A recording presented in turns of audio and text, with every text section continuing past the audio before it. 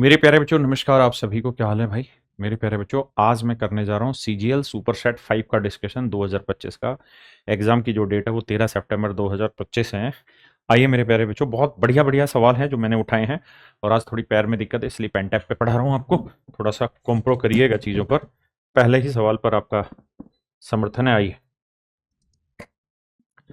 देखिए मेरे भाई, सवाल ने कहा इनको जोड़िए और आंसर बताइए। मैं एक सवाल सिंपली इसको ना सीधा लिख के बताता हूँ, फिर आप आगे से ऐसे सवालों को मन में कर लेंगे। देखिए अगर ध्यान से देखेंगे ना इस सवाल को मेरे बच्चे, तो यहाँ 4 है, यहाँ 2 बार है, यहाँ 3 बार, यहाँ 4 बार, यहाँ 5 बार, इन्हीं को जुड़वाया गया है। बेसिकली पेपर में सवाल भी यही था, इसी चीज़ को जोड़ने को सवाल कहा गया था। ऐसे सवालों में आप ये देखा करो, यहाँ पे 4 जो है ना वो 5 बार आया, तो 4 5 20 हासिल 2। यहाँ 4 बार आएगा तो 4 चौक 16 और 2 18 हासिल 1। फिर 4 3 12 और 1 13 हासिल 1। 4 दूनी 8 और 1 9 और 4। यानी इस तरह से पहाड़े पढ़ने और कुछ नहीं टेबल। तो यहाँ पे जब जाओगे तो आप ये देखा करो कितनी बार है, 1 2 3 4 5 बार है। तो 4 को 5 से गुणा करेंगे 20, फिर 4 को 4 से करेंगे 16 और 2 18, फिर 4 को 3 से करेंगे 4 3 12 और 1 13, और फिर 4 दूनी 8 और 1 9 4। बस ये काम करना है। यानी पहले 4 को 5 बार गुना करना है, फिर 4 को 4 बार गुना करना है, फिर 4 को 3 बार गुना करना है, फिर 4 को 2 बार गुना करना है और फिर 4 को 1 बार गुना करना है। बस ये बेसिक फिलोसफी जिसका पालन करना आपने। आइए मेरे दोस्त, कहते हैं यार आंसर बताइए। सारे आंसर देखेंगे तो डेसिमल में, तो डेसिमल में ले देते हैं यार। कैसे भाई, हमें ये बात पता है कि 2/5 कितना होता है, तो 2/5 होता है 0.4। तो ये है दोस्त 1.4, ये है 2.6। जोड़ेंगे तो ये आ जाएगा 3 और 1 4, माइनस ये 3/4 जो होता है भाई, 1/4 जो होता है वो 0.25 होता है। तो 3/4 जो होगा 0.75 होगा। तो 1.75, तो 4 में से घटाएंगे तो 2.25 आ जाएगा। यानी मेरे बच्चे ऑप्शन ए। आइए मेरे भाई, देखिए दोस्त, ये बेसिकली एक कॉन्सेप्ट होता है। और कॉन्सेप्ट की क्या कहानी है कि ऐसे में ना हमेशा यहाँ 9 होगा, यहाँ 8 होगा, यहाँ 8 है, यहाँ 7 है, एक एक का डिफरेंस चलता चला जा रहा है। तो इसमें कुछ नहीं करो, इसका परिमेयकरण करोगे ना तो ऊपर आ जाएगा √9 प्लस √8। इसको सोल्व करोगे तो ऊपर आएगा √8, ये माइनस है तो ऊपर √7। लेकिन बाहर माइनस होने की वजह से यहाँ पे माइनस, यहाँ पे माइनस। ऐसे इसको सोल्व करोगे तो ये आ जाएगा माइनस ना प्लस √7 और प्लस में √6। और ऐसे ही लास्ट वाले पे आओगे तो लास्ट वाला जो आएगा वो √5 प्लस 2 आएगा। होगा क्या कि बीच की सारी कहानियां कटती चली जाएंगी इस तरह से, बस पहला और आखिरी बचेगा। तो 9 का वर्गमूल 3 और 2, यानी आंसर आया मेरे बच्चे 5। आइए मेरे भाई, देखिए यार वेन डायग्राम टाइप सवाल है। सवाल ने कहा कि फुटबॉल खेलने वाले छात्रों और बास्केटबॉल खेलने वाले छात्रों का अनुपात ज्ञात कीजिए। 120 बच्चे हैं, दो तरीके के बच्चे हैं, कुछ तो फुटबॉल खेलते हैं, कुछ वॉलीबॉल खेलते हैं। ऐसी कहानी रखिए। कहता है 25 बच्चे ऐसे हैं जो फुटबॉल और बास्केटबॉल दोनों खेलते हैं। ये फुटबॉल, ये बास्केटबॉल। कहते हैं 45 बच्चे ऐसे हैं जो केवल फुटबॉल खेलते हैं। 35 बच्चे ऐसे हैं जो केवल बास्केटबॉल ओनली। 35 बच्चे ही हैं। और कहता है 15 ऐसे बच्चे हैं जो कुछ भी नहीं खेलते। 15 ऐसे बच्चे हैं जो कुछ भी नहीं खेलते। अब मेरे बच्चे, वो उसने पूछा कि भाई फुटबॉल खेलने वाले बच्चे और बास्केटबॉल खेलने वाले बच्चों की संख्याओं का अनुपात याद करिए। तो फुटबॉल खेल रहे हैं 45 जमा 25 70, और बास्केटबॉल जो खेल रहे हैं वो 25 जमा 35 60। When you take the ratio you will get answer 7:6, यानी ऑप्शन सी। देखिए यार, सवाल ने कहा कि टीना और मीरा ने एक बिजनेस स्टार्ट किया, ₹1,00,000 और 80,000 रुपए लगाकर, और आखिरी में हमसे रेशियो ही पूछा हुआ है, तो शुरुआत से ही रेशियो लेके चलते रहो। लेकिन जब भी ऐसे में रेशियो लो ना, तो शुरुआत से लेके आखिरी तक की सारी टर्म का रेशियो लो। जैसे यहाँ 4 जीरो है, हटाते हैं, यहाँ 4 जीरो हटाते हैं, यहाँ 4 जीरो हटाते हैं, यहाँ 4 जीरो हटाते हैं।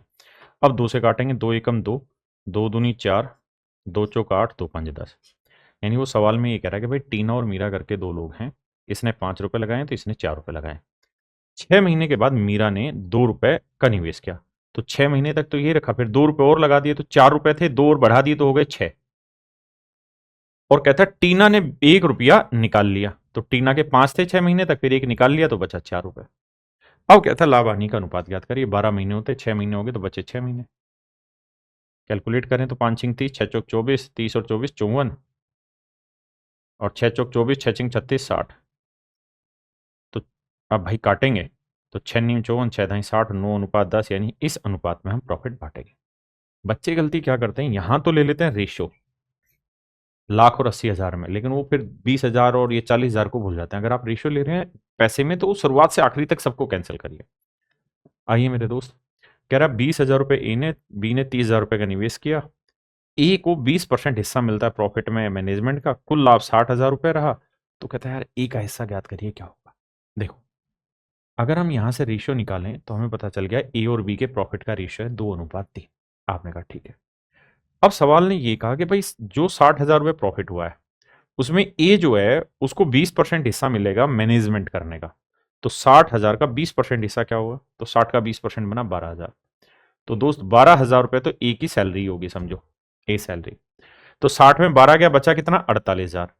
अब ये जो 48,000 रुपए है ये बांटा जाएगा ए और बी के बीच में प्रॉफिट। तो ए और बी का रेशियो देखोगे तो 2:3 है। आपने कहा यार ये बात तो बिल्कुल ठीक है, 2:3 है। तो यहां देखें तो 2 और 3 5, 5 से भाग देंगे, 5 नहीं 45। अच्छा ऑप्शन इतनी दूर दूर है, मान लो यहाँ 50,000 भी होता तो 2 3 5 5 नहीं 50 यानी 10,000 आ जाता। 10 को 2 से करते 20,000, 20 और 12 जोड़ते 32,000, यानी साफ पता चल गया हमारा आंसर लगभग में 32,000 के पास में, यानी ऑप्शन सी। भाई मैं 48,000 को क्यों बांटूं एग्जैक्ट जब ऑप्शन दूर दूर है, 21 41 31 51। मैंने कहा यार 48 के आसपास 50 मान लेता हूँ। 50 को 2 3 में बांटूंगा 20,000, 12,000 तनख्वाह होगी तो खत्म हिसाब। और दूसरा अगर मान लो आप इस पे मजा नहीं आ रहा आपको इसको करने में, तो एक काम ये कर सकते हैं कि 60,000 को ना बाद में देख लेंगे। हम फिर करें क्या, हम मान लेते हैं कि भाई टोटल प्रॉफिट हुआ, टोटल प्रॉफिट हुआ 100 यूनिट मान लिया। इसमें ए की तनख्वाह मान लेते हैं क्या है, ए सैलरी मैनेजमेंट के लिए। तो आप कहोगे जी वो हो गई 20% यानी 20। तो बचा कितना जी 80। अब 80 को हमें बांटना है ए और बी में, किस रेशियो में जी 2:3 में। तो देखो यार 2 और 3 5, 5 यूनिट 80, तो 1 यूनिट की वैल्यू मेरे बच्चे 16, तो 2 यूनिट की वैल्यू 32, यानी ए का हिस्सा प्रॉफिट में 32,000 रुपये हो, मतलब 32 यूनिट हो गया। और 20 यूनिट ए का हिस्सा हो गया सैलरी के रूप में, यानी ए को जो मिलेगा वो 52 यूनिट मिलेगा। ए को मिलेगा भाई 52 यूनिट हिस्सा, जबकि 100 यूनिट रिप्रेजेंट कर रहा है किसे 60,000 को। तो 1 यूनिट की वैल्यू आ गई 600, तो 52 यूनिट की वैल्यू गुना करके आंसर निकाल दे। अब आते थोड़ा आगे, कहता है एक बल्लेबाज का बल्लेबाजी औसत 44 है, अगली पारी में वो 132 रन बनाता है और औसत 48 हो जाता है। कहता है अगली पारी में वो जैसे ही वो 132 रन बनाता है उसका औसत 48 हो जाता है, तो उसने कितनी पारियां खेली होंगी। तो आप ये देखा ब्रो कि भाई 132 रन है उसका, इस पारी में 132 रन बनाए, औसत कितना चल रहा था 44। तो 44 से कितने ज्यादा रन बनाए, तो 12 में 4 गया 8, और यहाँ 12 में 4 गया 8, 88। तो हम ये कह देंगे यार 88 रन उसने औसत से ज्यादा बना दिए, 88 रन उसने औसत से ज्यादा बना दिया। आपका ठीक है यार 88 रन औसत से ज्यादा बनाए, हाँ है ना। इस वजह से क्या हुआ कि हर एक पारी का जो औसत है वो 44 से 48 हो गया, मतलब 4 रन प्रति पारी औसत बढ़ गया। 4 से भाग देंगे भाई, तो आंसर आया 22, यानी 22 पारियां उसने अब तक खेली हैं। उसने पूछा पहले तक, तो इस वाली पारी को हटा देंगे तो 21 पारी खेलेंगे। फिर से समझाता हूँ, मैं ये कह रहा हूँ यार हम इतना भी ना सोचें, हम एक सिंपल बात सोचें कि यार 132 रन उसने बनाए, पहले से उसका एवरेज 44 रन प्रति पारी आ रहा है, लेकिन इस वाली पारी में उसने 132 बना दिया, यानी औसत से कितना ज्यादा बना दिया, तो आप कहेंगे 88 रन ज्यादा बना दिए। तो इस 88 रन का फिर क्या हुआ, तो आप कहेंगे हर पारी में 4-4 रन बांट दिए, क्योंकि 44 से औसत हो गया 48, यानी हर पारी में 4-4 रन बांटोगे तो 22 पारियों में रन बांटे गए, तो यानी अब 22 हो गई, एक पहले यानी 21 थी। या फिर आप यूं करेंगे, मान लेते हैं कि भाई यहां तक उसने एक्स इनिंग खेली है, तो 44 पारियों में ना 44 के हिसाब से 44 एक्स रन हो गए, अगली पारी में 132 बनाए, लेकिन अब पहले एक्स पारियां खेली थी, अब एक पारी और खेल ली, तो अब हो गई x+1 इनिंग, और अब औसत हो गया 48। तो इस तरीके से भी हम सवाल का आंसर फाइंड आउट कर सकते हैं। आइए, कह रहे यार 13 संख्याओं का औसत 70 है, पहली 5 संख्याओं का औसत 60 और अगली 5 संख्याओं का औसत पहली 5 संख्याओं के औसत से 25% अधिक है। ठीक है जी, देखो दोस्तों इसको थोड़ा नीचे करते हैं ताकि जगह बन पाए। भाई पहली 5 संख्याएं, फर्स्ट 5, फिर नेक्स्ट 5, तो 5 और 5 10 संख्या होंगी, 11 12 13, सभी संख्याओं का जो औसत है वो 70 है। माफ करिए, सभी संख्याओं का औसत मेरे बच्चे 70 है। सवाल में कह रहा है पहली 5 संख्याओं का औसत 60 है, इनका एवरेज 60 है, और अगली 5 संख्याओं का औसत पहले से 25% ज्यादा है। तो भाई 60 का 25% निकालोगे 1/4 तो आएगा 15, 15 ज्यादा 60 में 15 जोड़ा यानी 75 है। आपने कहा ठीक बात है, जानते हैं असली लड़ाई क्या है? असली लड़ाई ये है इस बात को समझने की कि इन तीन का औसत क्या है, तीन का एवरेज क्या है। बाकी तो हर कोई कर लेगा। मेन गेम है इन तीन का औसत निकालना। आप कहेंगे ये आसान चीज है, आपने सिखाई भी है। भाई औसत होना चाहिए 70 है 60, कितने की कमी है जी? 10 की। और 10 की कमी कितने आंकड़ों पे जी? 5 पे, क्योंकि 5 पे तो यानी 50 की कमी। यहां होना चाहिए 70 से 5 ज्यादा है, कितने आंकड़ों पे जी? 5 पे, तो 5 पे 5 ज्यादा मतलब 25 ज्यादा। अब अगर आप और हम समझदार हैं तो हम इस बात को समझेंगे कि देखिए सर, जो औसत होना चाहिए ना, वो यहाँ 50 कम है और यहाँ 25 ज्यादा है। औसत का नियम होता है एवरेज करना, तो यहाँ 50 कम 25 ज्यादा, यानी अभी भी 25 कम बन रहा है। तो यानी ये वाला आंकड़ा 25 बढ़ाना होगा। तो 25 कितनों बढ़ेगा? 1, 2 और 3 पे। तो 3 से भाग देंगे तो यानी हम कहेंगे 8 सही 1/3 औसत में वृद्धि करनी होगी। पहले से औसत कितना है? 70। अब 8 से 1/3 बढ़ाएंगे तो नया औसत हो जाएगा 78 सही 1/3। नया औसत हो जाएगा मेरे प्यारे बच्चों 78 सही 1/3। यानी इन तीन संख्याओं का जो औसत है ना, वो 78 सही 1/3 हो जाए। सारा गेम यहां तक है। यहां तक अगर आप सवाल को वर्बली तोड़ सकते हैं तो समझिए आपकी जीत है, नहीं तो नहीं। अब मुझे वापसी से सवाल पे आना है और मुझे ये पता चल गया कि भाई इन तीनों संख्याओं का औसत क्या है। तो इन तीनों संख्याओं का औसत है 78 सही 1/3। अब ये जो नंबर है, इस नंबर को हम 11th कहेंगे, इसको 12th कहेंगे और इसको 13th नंबर कहेंगे। अब लैंग्वेज ने क्या कहा? हमें लैंग्वेज ने कहा कि भाई 11वां नंबर 6 कम है 13वें से और 12वां नंबर 4 बड़ा है 13वें से। यानी सारी कहानी 13वें से चल रही है। तो मैं मान लेता हूं 13वां नंबर x है, तो 11वां नंबर 6 कम है यानी x-6 है, और 12वां नंबर 4 ज्यादा है 13वें से तो x+4 है। पाजी कोई दिक्कत है क्या थे? क्लियर है क्या डाउट? अब सवाल की कैलकुलेशन है, आओ यार समझाता हूं। तो सवाल में पूछ रहा है 11वीं और 12वीं संख्या का औसत ज्ञात करो।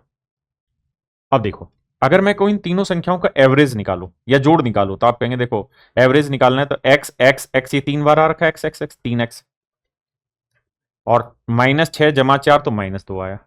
अब तीन संख्याओं का योग इतना है तो 3 से भाग दे देंगे, ये औसत आ जाएगा। तो सोल्व करेंगे इस एवरेज को तो ये आएगा 3x को 3 से भाग देंगे तो x और -2/3, और ये बराबर दे रखा है 78 सही 1/3। अब ये 2/3 इधर जाएगा प्लस का हो जाएगा तो x की जो वैल्यू आएगी वो 79 आ जाएगी। अब उसने पूछा क्या था हमसे सवाल में? तो उसने पूछा था 11वीं और 12वीं संख्या का औसत ज्ञात करें।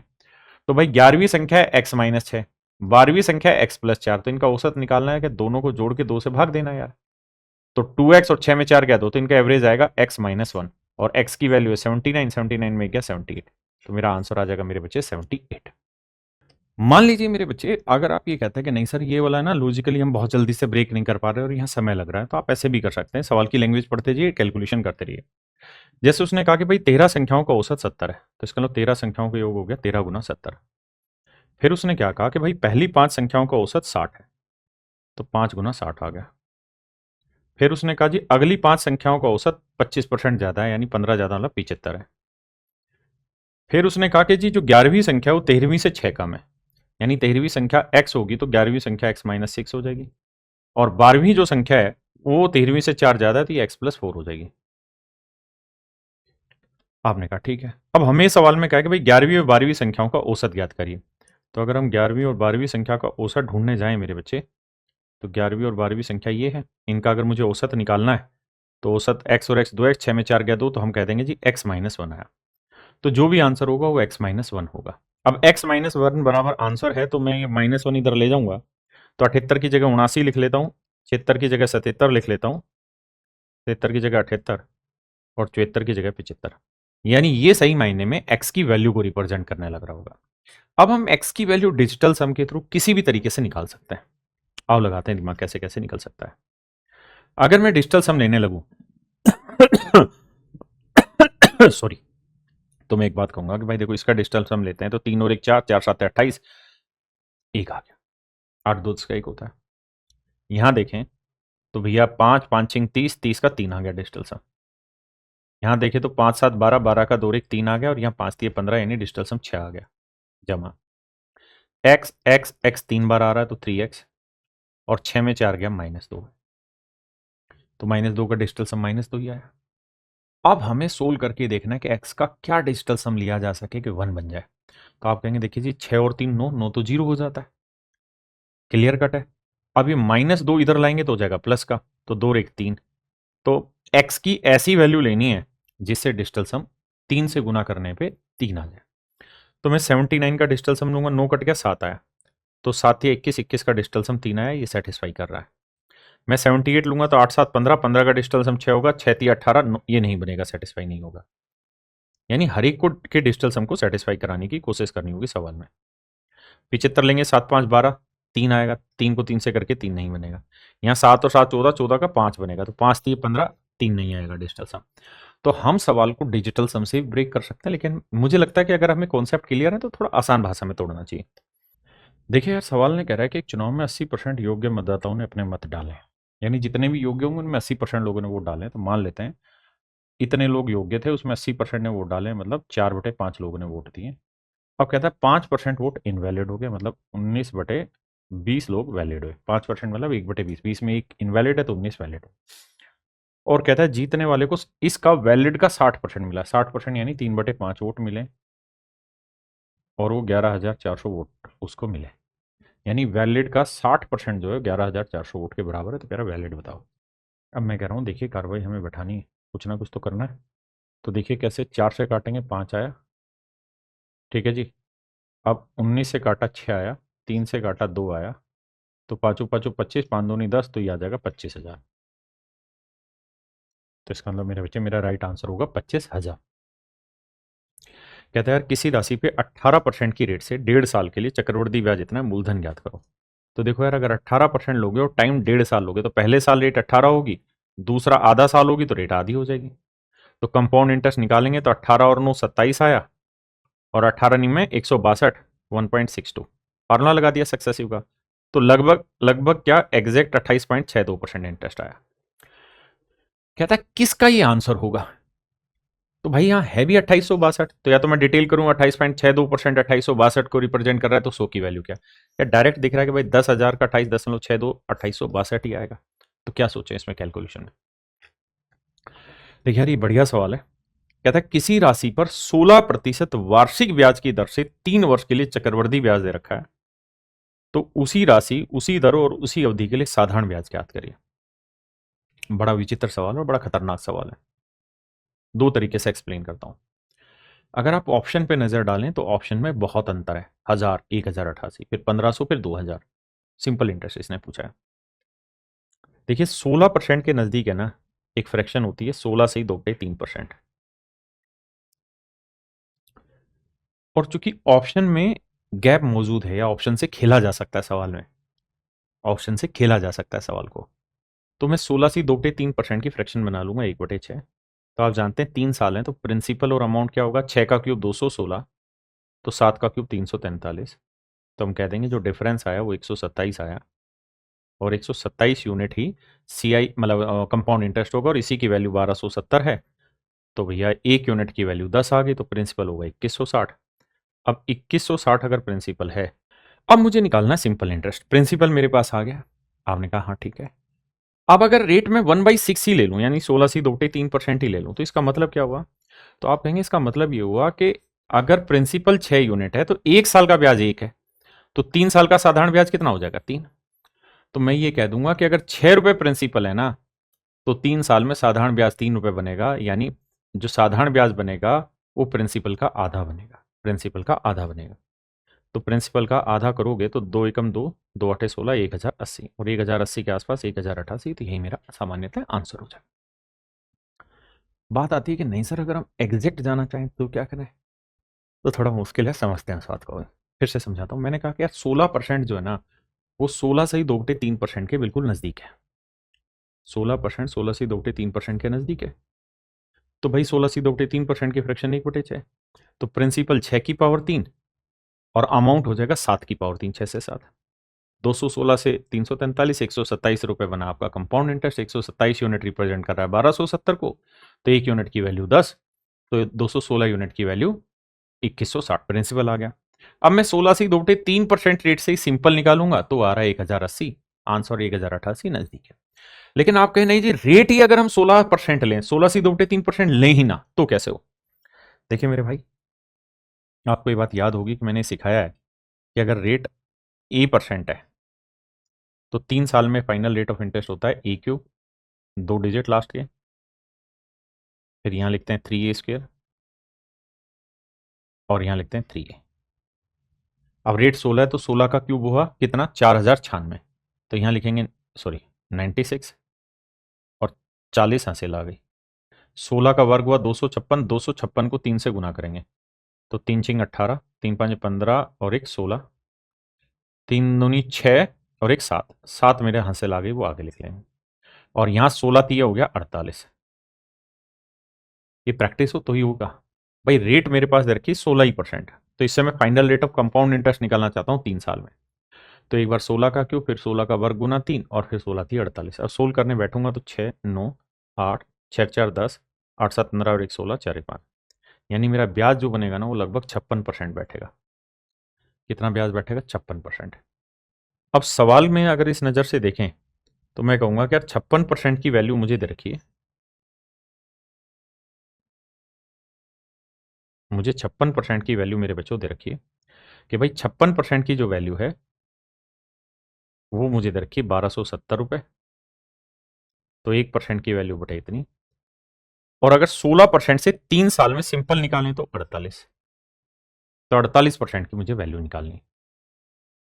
अब आओ दोस्त करते हैं कुछ ना कुछ तो। देखो यार 8 छिंग 48, 8 7 56, 7 एकम 7, बचा कितना 5, 7 8 56, 7 एकम 7, यानी लगभग 181.6। 6 से गुना करेंगे 6 एकम 6, 6 8 48, 6 और 4 12 हैं, सॉरी 6 एकम 6, 6 8 48, 6 एकम 6 और 4 10, यानी मेरा आंसर लगभग 1086 के आसपास आएगा, और 1086 के आसपास पहला ही ऑप्शन है ए। तो आप दोनों तरीके से कर सकते हैं, 16% को भी लेके चल सकते हैं, नहीं तो 16.66% नजदीक ले लेते हैं। ये तरकीबें होती हैं जिससे सवाल आसानी से टूटता है। कहता है tea seller bought 15 kilogram of Darjeeling tea at 300 per kilogram and 25 kilogram of Assam tea at this. कहता है चाय विक्रेता ने 15 किलो चाय 300 रुपए पर किलो वाली ली है, और 25 किलो चाय 240 रुपए पर केजी वाली ली है। उसने सबको मिलाया और पूरा मिश्रण 260 रुपए पर किलोग्राम के भाव से बेचना पड़ा, तो उसका लाभ या हानि ज्ञात करें। मैं कह रहा हूं यार हमें चाहिए एक्चुअल अमाउंट ऑफ प्रॉफिट और एक्चुअल अमाउंट ऑफ लॉस। अगर हमें प्रॉफिट परसेंटेज चाहिए होता तो सवाल आसान था।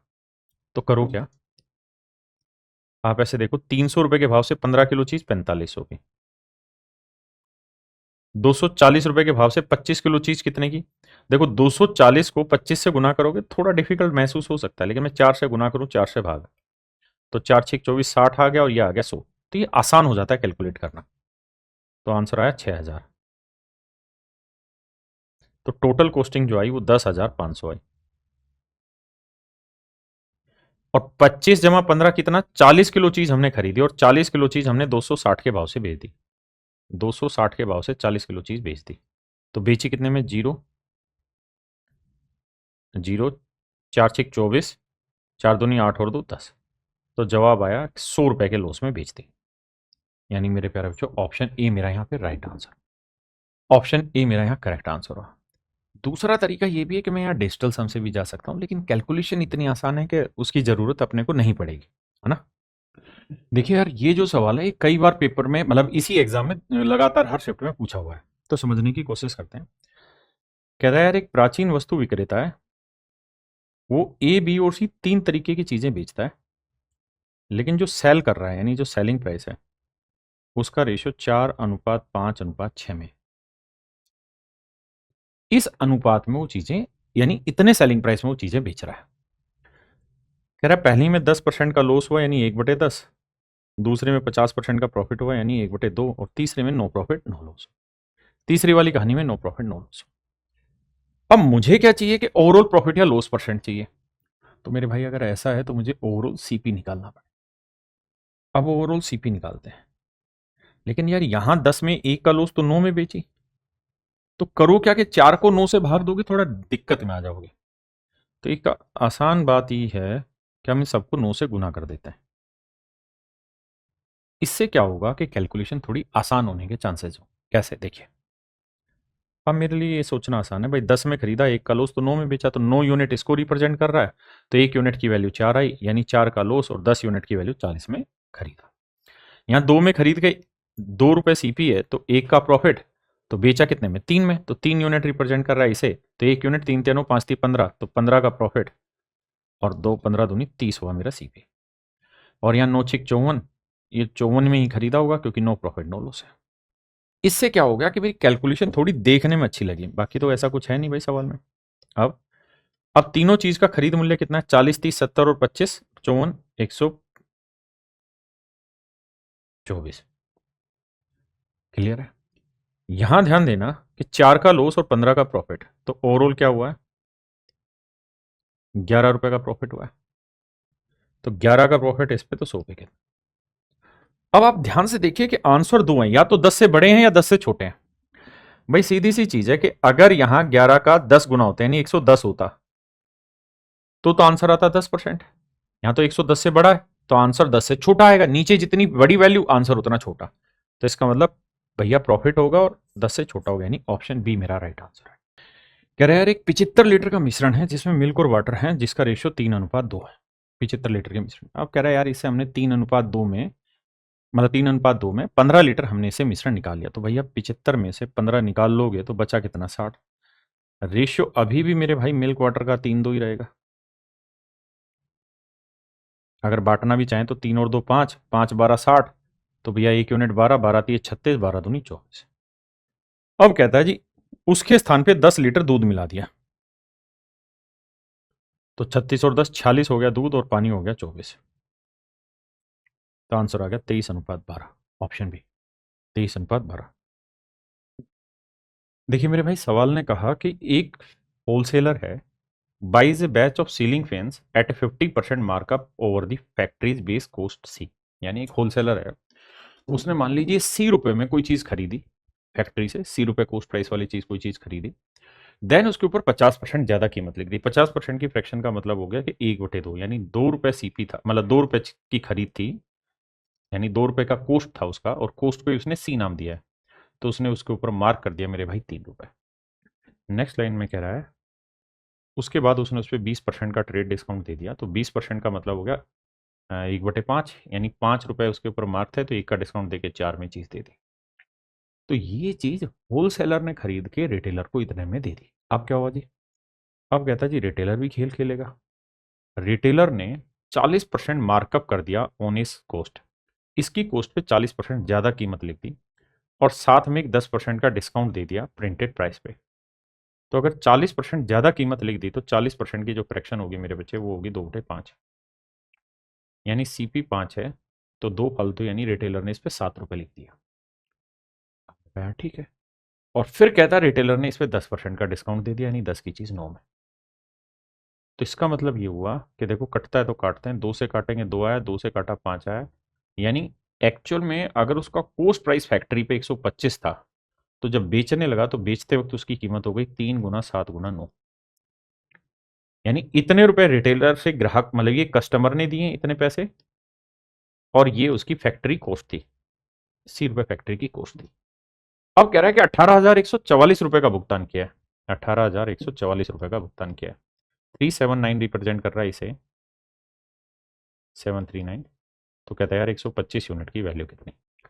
अब देखिए यार, सवाल में अगर गौर से देखिए तो इसका आंसर पॉइंटों में नहीं है, सारे आंसर एग्जैक्ट दे रखे हैं। यहां जो है ये 5 की पावर 3 है,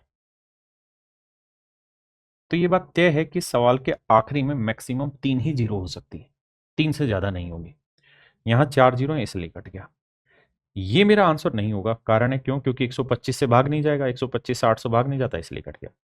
अब या तो आंसर 11,500 होगा या 12,000। अब मुझे ये देखना है कि क्या 18,144 में 2 की पावर 3 है। अगर ऐसा है तो आखिरी में 3 जीरो आएंगे आएंगे। अब 2 की पावर 3 यानी 8 है या नहीं है, तो उसको चेक करने का तरीका है कि भाई आखिरी 3 डिजिट है, तो 8 का ये तो 8 से भाग जा रहा है, तो इसका मतलब इसके आखिरी में 3 जीरो आएंगे, यानी ऑप्शन सी। फिर भी मान लेते किसी भाई को ना पल्ले पड़े ये कहानियां, तो भाई फिर आंख बंद करके कटिंग पटिंग चालू करो। देखो यार, 9 से काटा, 9 दूनी 18, ना जाने की जीरो, 9 का 9, 9 6 54। अब 7 से काटेंगे, 7 दूनी 14, बचा कितना जी? 6, 7 और 2 56 और 7 और 2 56। अब 3 से काटेंगे, 3 नीम 27, 3 छिंग 18, तो 96 गुना 125 करेंगे, वो अपना आंसर आ जाएगा। डिजिटल सम या जीरो से कैसे भी फाइंड आउट कर लेंगे। देखिए यार, सवाल ने कहा कि ए किसी काम को 16 दिन में, ए किसी काम को 16 दिन में, बी उसी काम को 12 दिन में, और कहता है तीनों अगर मिल जाते हैं तो उसी पूरे काम को 4 दिन में खत्म कर लेते हैं। तो सी को अकेला ये काम पूरा खत्म करने में कितने दिन लगेंगे? तो आप कहेंगे कि भाई 16 12 4 कैल्शियम आया 48, 16 थी 48, 12 चौक 48 और 4 से काटेंगे 12। अब ए की जो एफिशिएंसी है वो है 3, बी की एफिशिएंसी 4, तो मेरे बच्चे 3 और 4 हो गया 7, तो सी की एफिशिएंसी क्या रही होगी? 5। अब सवाल में कह रहा है कि सी को यह काम पूरा करने में कितने दिन लगेंगे? तो भाई 48/5, तो यानी जिस ऑप्शन में बटे 5 है वही आंसर है, यानी ऑप्शन सी। देखिए यार, सवाल में कह रहा है कि 40 रुपये, 50 रुपये और x रुपये पर केजी वाले 3 टाइप के चावल हैं जिन्हें हमने मिलाया 2:3:5 में, यानी यहाँ से 2 किलो ले रहे हैं तो यहाँ से 3 किलो ले रहे हैं तो यहाँ से 5 किलो ले रहे हैं।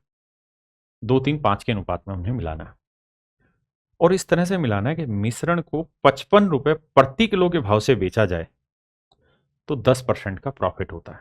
कहता है 55 रुपये में बेच के 10% का प्रॉफिट होता है।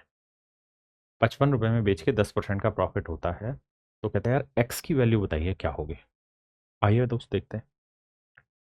अब दो तरीके से कर सकते हैं सवाल।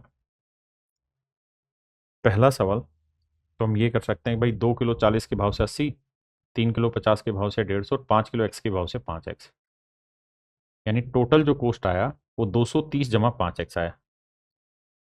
230 जमा 5x। अब इस पे 10% वो प्रॉफिट कमाना चाहता है। 10% का मतलब 11/10 में वो चीज बेचना चाह रहा है, और चीज कितने बेची? 55 में, यानी इतना प्रॉफिट कमाएगा। और चीज कितनी है? तो आप कहेंगे 2 और 3 5 और 5 10 किलो चीज है, तो 55 रुपए के भाव से 10 किलो चीज इतने में बेच देगा। कुल मिला के मतलब ये हुआ कि ये हमारा ओवरऑल सीपी हो गया, and this is overall selling price. ये मेरे बच्चे हमारा सेलिंग प्राइस हो गया। तो 11/10 से गुना करने पे एस भी बना दिया, 11 से काटेंगे 5 आया, तो यहाँ से सोल्व करेंगे एक्स की वैल्यू फाइंड आउट कर देंगे।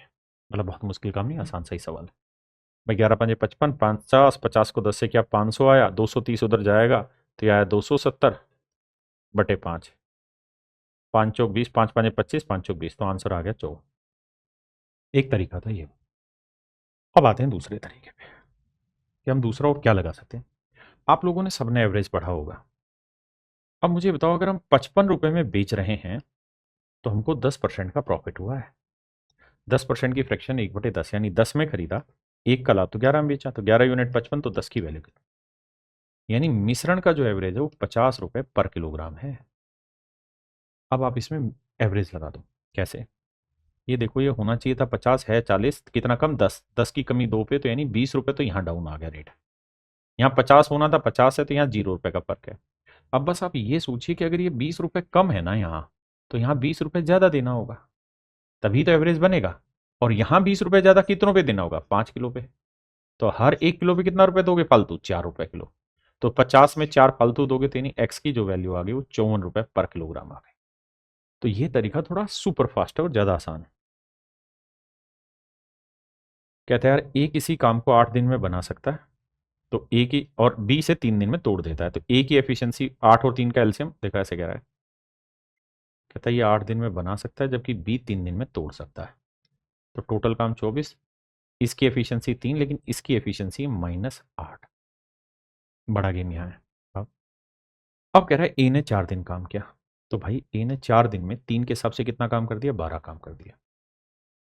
फिर बी ने ए के साथ 2 दिन काम किया, तो बी और ए दोनों एक साथ मिल जाए तो एक दिन में कितना काम कर लेंगे? भाई ये 3 काम करेगा, ये 8 बिगाड़ेगा, तो 5 ही काम होगा। आपने कहा बिल्कुल ठीक है। और 5 के हिसाब से 2 दिन में कितना काम हुआ? 10 यूनिट काम हुआ। तो आप कहेंगे 12 में 10 के, यानी 2 यूनिट काम ही कुल मिला के हो पाया। 2 यूनिट काम ही कुल मिला के मेरे बच्चे हो पाया, क्योंकि 12 काम कर दिया था ए ने 4 दिन में। फिर ए और बी दोनों रहे तो उन्होंने 10 काम माइनस किया, तो कुल मिला के 2 ही काम हो पाया। टोटल काम था 24, 2 काम हो गया तो बचा कितना? 22 यूनिट काम। अब ये 22 यूनिट काम कौन करेगा? ए की एफिशिएंसी क्या है? 3। तो देखो, जिसके बटे 3 आए वही आंसर, वो ए के ऑप्शन है, ए। देखिए यार, सवाल में कह रहा है कि भाई 240 किलोमीटर पर आवर की स्पीड है। पर आवर की स्पीड है। इस स्पीड से किसी डिस्टेंस को चलने में टाइम लेता है 5 घंटे। अब कह रहा है अगर वो एक ही घंटे में ये दूरी चलना चाहे तो आप कहेंगे देखिए साहब टाइम का रेशियो 5:1 है तो स्पीड का रेशियो उल्टा करना पड़ेगा 1:5, यानी 1 यूनिट 240 तो 5 यूनिट 5 गुना 240, तो आंसर आएगा 1200 किलोमीटर पर आवर, यानी उसकी स्पीड बैठानी होगी 1200 किलोमीटर पर आवर। देखिए मेरे भाई कह रहा है कि 50 की स्पीड से जाते हो तो 1 घंटा जल्दी पहुंच जाते हो, लेकिन अगर 30 की स्पीड से जाते हो तो 1 घंटा देरी से पहुंचते हो। कहता है यार ए से बी के बीच की दूरी ज्ञात करें। तो डिस्टेंस का मेरे बच्चों फार्मूला होगा, अगर आप किसी एक ही डिस्टेंस को दो अलग अलग स्पीड से चलते हैं तो भैया दोनों स्पीड का प्रोडक्ट बटे दोनों स्पीड से का डिफरेंस और दोनों स्पीड से लगे समय का डिफरेंस। तो ये एक जल्दी और ये एक लेट, तो डिफरेंस आया 2 घंटे। अब 2 से काटा ये तो भैया 150 किलोमीटर आगे डिस्टेंस, ऑप्शन बी। देखिए यार सवाल में कह रहे हैं कि रिंग है मेटेलिक और वो ऐसे है, इसी के अंदर एक दूसरा रिंग भी बना हुआ है। तो बाबू कहने का जो अर्थ है वो ये कहता है कि बाहर वाले की जो रेडियस है वो है 10, अंदर वाले की जो रेडियस है वो है 6। अब मेरे बच्चे हमसे जो पूछा ना सवाल में वो पूछा परसेंटेज, परसेंटेज का लो कंपैरिजन, तो रियल वैल्यू लेने की जरूरत नहीं है। नहीं तो हम ये कहेंगे पूरे बड़े सर्कल के एरिया हुआ पाई आर स्क्वायर तो 10 का वर्ग, और छोटे वाले का एरिया निकालेंगे तो पाई 10 का वर्ग माइनस 6 का वर्ग। ये कट ही जाना है तो इसका कोई मैटर बनता ही नहीं है, तो शुरुआत में ही आर स्क्वायर ले लिया करो, 10 का वर्ग 100 और ये हो जाएगा 100 में 36 क्या 64, और 100 पे कोई चीज परसेंटेज ही कहलाती है, यानी जो रिंग बना उस रिंग का एरिया 64% होगा पूरे का। देखिए यार सेम ही सवाल है, कह रहे एक वृत्ताकार तालाब है, ये वृत्ताकार तालाब है, कहता है इसके चारों ओर हमने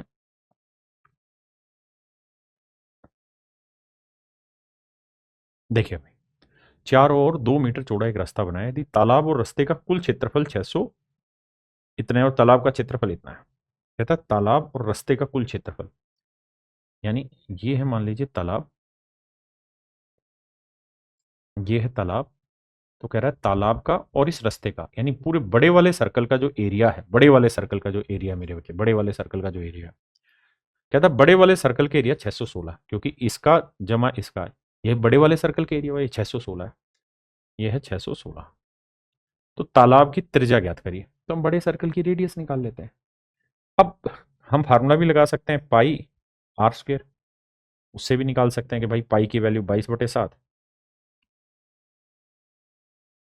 कैलकुलेट करें 11 दूनी 22, 11 5 55, 11 6 66, 2 से काटें 28, तो आर की जो वैल्यू आएगी वो 14 आएगी। सोल्व करोगे तो आर की वैल्यू 14 आई। अब ये वैल्यू 14 है और ये चौड़ाई 2 है, तो ये वाली लेंथ कितनी आ जाएगी 10, तो तालाब की त्रिज्या आ गई 10। या हम ये भी ध्यान रखें कि हमें एरिया पता है 7, पेरीमीटर 44, तो एरिया 154, जबकि इधर रखा है 616, तो इसका ये 4 गुना है, तो इसका मतलब रेडियस डबल हो जाएगी, एरिया 4 गुना तो रेडियस डबल हो जाएगी। तो हम इस तरीके से भी कर सकते हैं। हाँ भाई ये गलत है, छोटा सा मिस्टेक हो गया हमरा से कि ये रेडियस 14, 14 में से ये 2 हटाएंगे तो ये 12 बचेगा, ऑप्शन सही। देखिए यार सवाल में कह रहा है 2 वृत्ताकार क्यारियां हैं और इनकी सरकमफ्रेंस का रेशियो 3:5 है, तो नेचुरल इनके रेडियस का रेशियो भी 3:5 होगा, क्योंकि जिस अनुपात में परिमाप होता है, पेरीमीटर होता है, सरकमफ्रेंस होता है, उसी अनुपात में रेडियस भी होती है। तो कह रहा है यार एक की रेडियस 9 है तो 3 तिया 9 तो 5 ती 15, तो दूसरे की रेडियस हो जाएगी मेरे बच्चे 15। कहता है वो इक्वेशन बताओ एक लाइन की जो 0 3 से गुजरे और -1 स्लोप थे। तो सबसे पहले स्लोप की मतलब इक्वेशन होती है y=mx+c। अब स्लोप -1 चाहिए, तो -1 यहां तो है नहीं ना यहां है, तो इसके लिए दोनों इक्वेशन कट गए। अब 0 3 से गुजरे तो 0 3 रखने वो इक्वेशन सेटिस्फाई भी तो हो।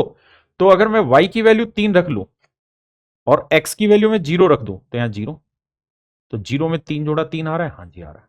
इस वाले में नहीं आ रहा क्योंकि यहां -3 आ जाएगा, तो ऑप्शन ए मेरा आंसर।